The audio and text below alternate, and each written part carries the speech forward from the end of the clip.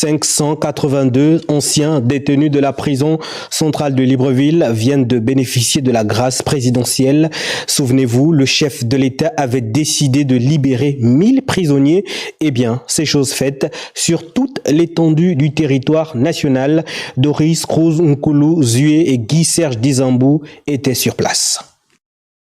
Plus de 500 détenus recouvrent enfin la liberté suite à la remise gracieuse de leur peine par le président de la transition. Après la revue des troupes par le gouverneur de la province de l'Est hier, accompagné du général de division, commandant en chef de la sécurité pénitentiaire. Place à la levée des couleurs à la cour d'honneur de la prison centrale de Libreville.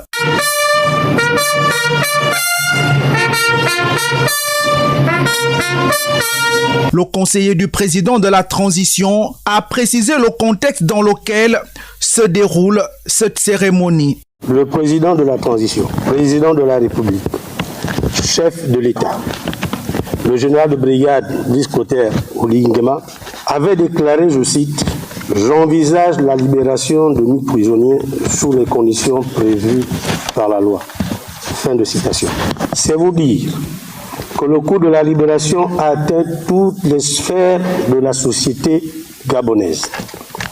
La première autorité administrative de la province a tenu à prodiguer quelques conseils aux désormais ex-détenus. Le milieu carcéral doit être certainement un milieu difficile, où on ne voudrait même pas envoyer son pire ennemi. Donc je vous souhaite bon vent pour la suite de votre réinsertion dans la société. Et si vous recommencez, bien évidemment, vous repartirez dans la case prison, ce que je ne vous souhaite pas. Notons que sur les 3554 détenus à la prison centrale de Libreville, 685 ont bénéficié de cette grâce présidentielle. Et il faut dire que cette mesure de clémence vient ainsi dispenser les condamnés à exécuter intégralement leur peine. Patricia Lidimouele a signé ce document. On regarde.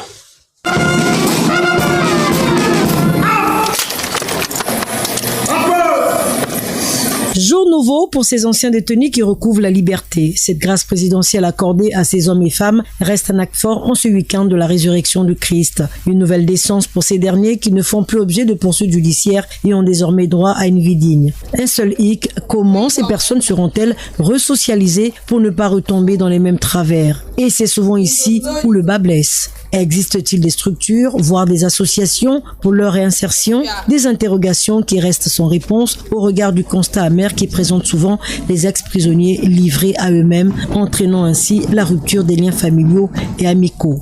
Rejetés, délaissés, ils errent à la recherche d'un soutien, voire d'un suivi et finissent par retomber dans les mêmes travers. Faciliter leur réinsertion reste ici un souhait qui contribuera à les responsabiliser pour un retour à la vie normale. Car mal préparée, cette liberté peut occasionner d'énormes difficultés. Chaque parent et ami est ici interpellé pour soutenir ces anciens détenus qui doivent bénéficier d'un accompagnement social adapté pour retrouver peu à peu leur marque dans la société et éviter ainsi de retomber dans les comportements punissables par la société. Bien entourés et rassurés, ces hommes et femmes peuvent dorénavant profiter de leur liberté et se projeter dans l'avenir.